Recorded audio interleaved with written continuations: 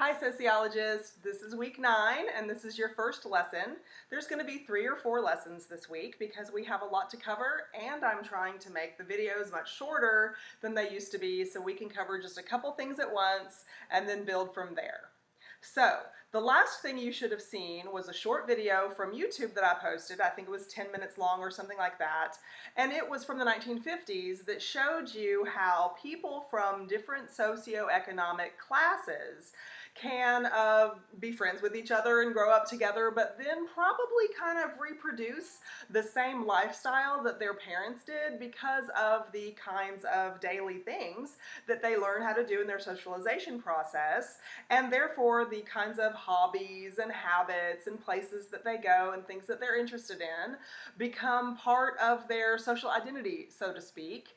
And so they reproduce the same kinds of jobs, the same kinds of income level, live in the same kinds of places from one generation to the next, even in a place like the USA where social mobility is very, very possible. Social mobility is really the core reason behind this concept of the American dream that we've discussed so often. So let's look at a little bit of the reasons why social mobility in the United States is not necessarily a given, and it's not necessarily as easy as getting the education that you're working so hard to get right now.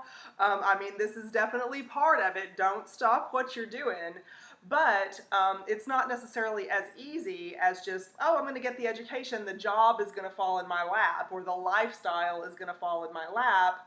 No, there's other factors at play, including the life chances that your different socioeconomic, there is a fly joining me in the lecture today, including the life chances that your particular socioeconomic level gives you throughout your socialization process. So let's look at these 2 basic concepts. It's actually one concept that I'm taking apart that I've got written on the board already, and hopefully my lighting, I know my lighting is kind of harsh on me, but I don't care. I hope that the lighting is okay for you to see on this board. So let me tell you what I've got written here. So there is a concept that you've heard me say before, socioeconomic status or socioeconomic class. And so this is technically one thing, socioeconomic class, that we're talking about today, because in the USA we have a class system, so we're going to be talking about what that means, but also this socioeconomic word, and you don't have to hyphenate it like I've done here. I don't know what your spell check is going to do for you. Maybe it's just going to be one word with no hyphen or anything. But I wanted to hyphenate this because I want to emphasize that there are social and economic factors that overlap in this definition, social and economic factors. And we will get to the social side, perhaps what I've got written on the board today might lean more toward economic, and it might not be so clear about how the social factors are a part of it, but definitely when we get to Max Weber, there I am saying that sociologist's name, who I told you we'd probably mention every single week from here on out. But we're going to talk about Max Weber and his idea about wealth, power, and prestige. And the power and prestige are definitely social factors that hopefully it'll be clearer than the way we define socioeconomic classes. Okay, so socioeconomics, you can say it that way, you can say socioeconomic status, you can say socioeconomic class, but socioeconomics always is a combination of 3 achieved statuses. And you know which ones they are before I even say what they are, because I've hopefully drilled it in since chapter 4 when we were talking about achieved statuses. But they are occupation, education, and income. I don't care what order you give them to me in.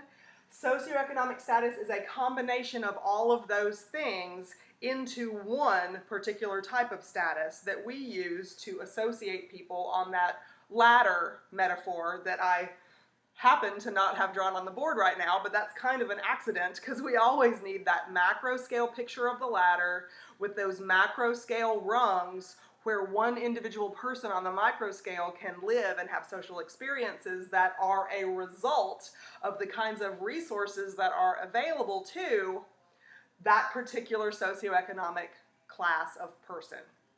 So I think that sentence was award-winning. I mean, back it up and slow it down and say that over again, because I'll never be able to say it that concisely again. But the ladder is macro scale. The rungs on the ladder are categories of people that represent different socioeconomic classes, and those rungs are made up of individuals who on the micro scale have a socialization process and a life experience that grows them up in their society, and they learn to reproduce what they have experienced in their socialization process. It's we liked it that we hear the phrase pull ourselves up by our bootstraps. We hear the phrase climbing the social ladder.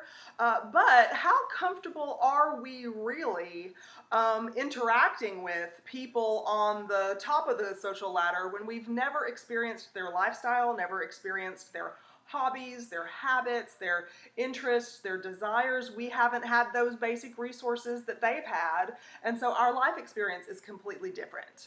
They maybe have no idea what Little Caesars pizza tastes like, for instance, and wouldn't even want it for, it's not organic. Maybe they wouldn't want it for supper, for instance. I mean, that's a silly example, but think about the micro-scale experiences and how we become comfortable with people who have similar interests and ideas as ourselves, and that includes those come from our socialization process within the socioeconomic class that we happen to be born into.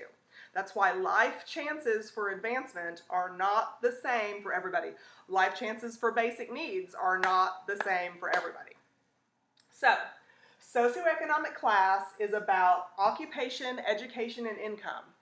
Class by itself, which we will be talking about specifically in the next lecture when we look at capitalism, which is our economic system that encourages classes to occur.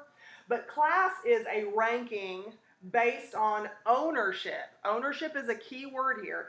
Ownership of social resources or basic resources, or the work that you do in relationship to those social resources. So I have the word access written here, but that's really about the jobs.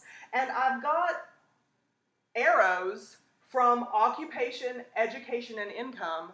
I've got arrows drawn because social resources, what exactly does that mean? That sounds kind of abstract. It sounds abstract. What do social resources mean, or basic resources that are, that phrase, I think basic resources is what you'll read in your textbook. Well, income, for instance, of course, gives a basic social resource of money. It takes money, just like we were talking about a subsistence level. Even though food is a basic human need, it's not considered a basic human right, and it costs money. So the quality and quantity of your food that's available, just for that basic need life chance, has to do with your income level. So money that comes from income, or property, which when we look at Max Weber, we'll look at how the property that you own can also be part of the wealth that you hold, or the income producing property that you hold. But money is what makes our culture go around. I don't have to tell you that, right? That's not a news flash. That's not something new that you learned in sociology class today. But income is a social resource that is directly linked to another social resource, education.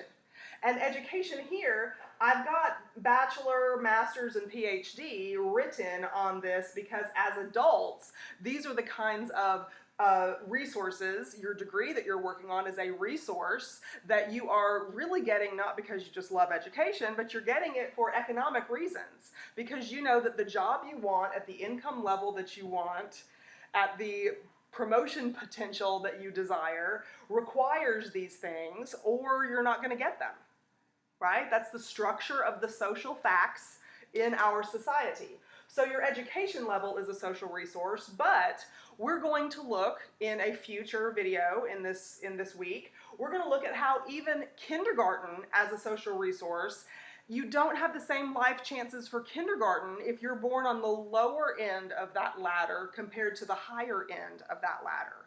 Just starting out in kindergarten, the stakes are not equal. as far as your life chances for advancement go, or to access social resources go. And so also occupation. Occupation is linked with what kind of job is available to you. This can have to do with the geography of where you live, but what I've got, the examples that I've got here have to do with blue collar and white collar, which I introduced those concepts to you in a previous unit. But blue collar being skilled labor, so there's linked to your education. Blue collar is skilled labor, technically.